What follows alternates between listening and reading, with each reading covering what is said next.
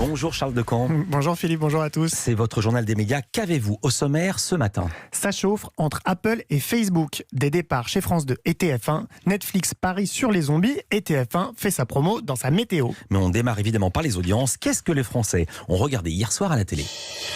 Audience en baisse pour le final de la saison 10 de Profilage qui permet malgré tout à TF1 de prendre la première place. 3,5 millions de téléspectateurs étaient au rendez-vous, soit 19,7% du public. M6 est deuxième avec le retour de la série américaine 911.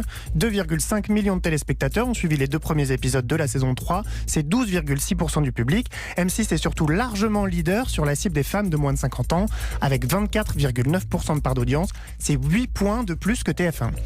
La surprise, c'est que c'est France 5 qui prend la troisième place avec son émission des trains pas comme les autres, très en forme cet été. Et oui, les excursions en Géorgie et en Namibie ont fait voyager 1,7 million de téléspectateurs, soit 8,3% du public. Et donc France 2, qu'on a l'habitude de voir sur le podium, on retrouve la chaîne en 6e position. Elle retransmettait le Festival des festivals, un grand concert en direct. 1,1 million de téléspectateurs seulement, soit 6,8% du public. Culture Média. Et on commence ce journal des médias avec Apple qui met des bâtons dans les roues de Facebook. Apple teste actuellement la nouvelle version d'iOS. C'est son système d'exploitation. Il est présent dans tous ses iPhones et ses iPads notamment. Cette mise à jour sera dévoilée en septembre et l'une des évolutions majeures, c'est un renforcement de la protection des données personnelles. Dans les faits, quand elle sera opérationnelle, tous les utilisateurs d'iPhone ou d'iPad devront donner leur accord pour que leurs informations personnelles soient utilisées dès qu'ils quittent une application. Donc concrètement, dès qu'on quitte Facebook pour aller par exemple sur un site marchand, c'est ça? Exactement, oui. Quand vous cliquerez sur un lien publicitaire sur Facebook ou sur Instagram, vous devrez autoriser l'application à continuer à collecter vos données. Et Mark Zuckerberg a évidemment très peur que vous cliquiez non. Tu m'étonnes qu'on va dire non. Parce que le nerf de la guerre pour Facebook, vous le savez, c'est la publicité. Le réseau social la vend à prix d'or parce qu'elle est extrêmement ciblée. Grâce à toutes les données que le site récolte sur ses utilisateurs, il est en mesure de proposer aux annonceurs de ne s'adresser qu'aux internautes qu'ils souhaitent réellement toucher et donc d'optimiser leurs investissements. Là, on est vraiment un duel de titans. Facebook et Apple, c'est les GAFA. J'imagine que Facebook va pas se laisser faire. En soi, le groupe ne peut pas s'opposer à cette évolution, donc c'est surtout sur le plan de la communication que ça se joue. Facebook n'a donc pas hésité à sortir les violons pour assurer que dans toute cette affaire, ce sont d'abord les PME qui font leur pub sur Facebook qui souffriront de ces changements. Le réseau social a sorti de son chapeau un chiffre terrible. Selon lui, les milliers d'entreprises qui ont recours à ces services pourraient bien voir leurs revenus baisser de 50% si leur publicité n'était plus ciblée. Il n'a en revanche pas du tout parlé des dizaines, voire centaines de millions de dollars qu'il pourrait perdre, lui, si les annonceurs se détournaient finalement de ces services. De France 2 à France 5, on revient en France, il n'y a qu'un pas. Un pas qu'Hugo Clément franchira à la rentrée, ont annoncé hier nos confrères du Parisien. Arrivé sur la chaîne publique la saison dernière, le journaliste révélé dans le Petit Journal sur Canal+ changera donc de crèmerie, mais il conservera l'animation de son rendez-vous sur le front. Qui dit nouvelle chaîne, dit nouvelle formule, alors qu'elle durait 120 minutes, l'émission va être réduite à des épisodes de 52 minutes. En contrepartie, Sur le front devrait bénéficier d'un plus grand nombre de numéros.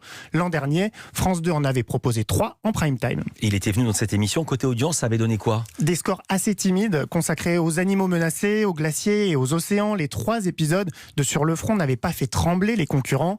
1,6 million de curieux pour le premier numéro, qui était le moins suivi des 3, et jusqu'à 2,2 millions de téléspectateurs pour le plus populaire, pour une part d'audience de 8,5%.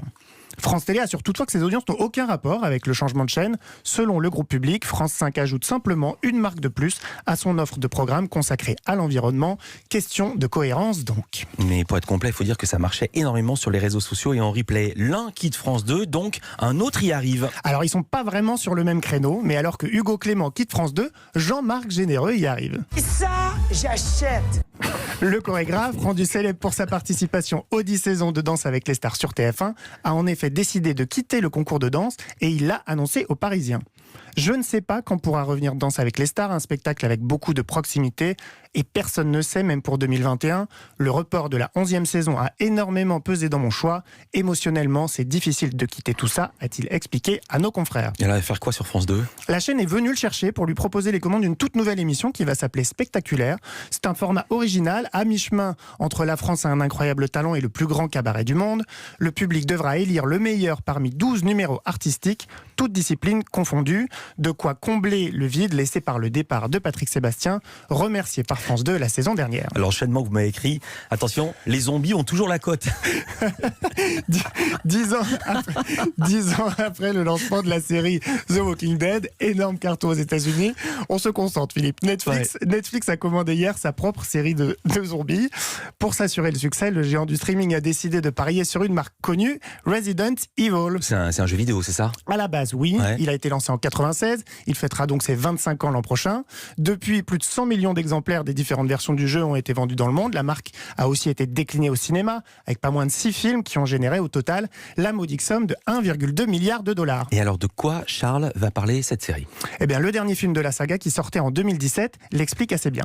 Il y a 10 ans, à Raccoon City, il y a eu une épidémie. Elle s'est répandue dans le monde entier en quelques jours. D'une manière ou d'une autre, notre monde touche à sa fin. La question est, allons-nous mourir avec lui ?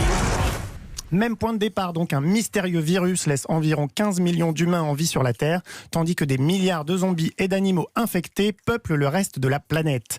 On suivra la lutte d'une nouvelle héroïne, Jade, mais la série racontera simultanément sa jeunesse 15 ans plus tôt, avant le virus, et on découvrira que son père y est peut-être mêlé. Mais pour découvrir la série, vous vous en doutez, il faudra se montrer un peu patient, puisqu'elle ne sera a priori mise en ligne qu'en 2021. Et puis on termine ce journal par une promo originale de TF1 pour le retour de Koh-Lanta. Et oui, hier soir, Evelyne Delia a reçu un invité inattendu dans son bulletin météo. Et jeudi, retour du soleil. Ah bah, Denis, qu'est-ce que vous faites là? Mais C'est Evelyne, demain, je suis venu. Koh-Lanta. Non, je ne veux pas faire la météo. Mais moi, j'ai une carte aussi ce soir pour vous. Oui. Pour parler de Koh-Lanta de demain. Regardez ma carte avec 4 régions, avec le nord en violet, avec l'ouest en orange, avec l'est en vert. L'est, oh c'est pas facile en vert, et le sud en bleu. Comme quoi, je suis pas prêt à prendre Pas votre facile, place. le fond vert, hein. Les 4 équipes de Koh-Lanta, les 4 terres, demain soir sur TF1. Alors, je ne sais pas si vous avez, Denis, un Augustin dans votre équipe. En tout cas, vous voyez, demain, sinon, ça va être sa fête. Ma sentence est irrévocable, chère aventurière Evelyne. Allez, bonne soirée à tous. Bonne soirée. C'est Denis Brognard donc, qui s'est incrusté devant la carte de la météo de la Une. Ce soir, Koh-Lanta a fait donc son retour. Alors évidemment, la chaîne ne lésine pas sur la promo. Et quoi de mieux qu'une mise en avant sur l'un des programmes les plus regardés de la journée sur la Une. La météo est diffusée juste après le journal de TF1, vous le savez, qui réunit en ce moment près de 6 millions de téléspectateurs. Merci beaucoup Charles. Évidemment, on parlera de la nouvelle saison de Koh-Lanta avec la productrice Alexia Laroche-Joubert qui sera notre invitée média du jour. Merci, bon week-end.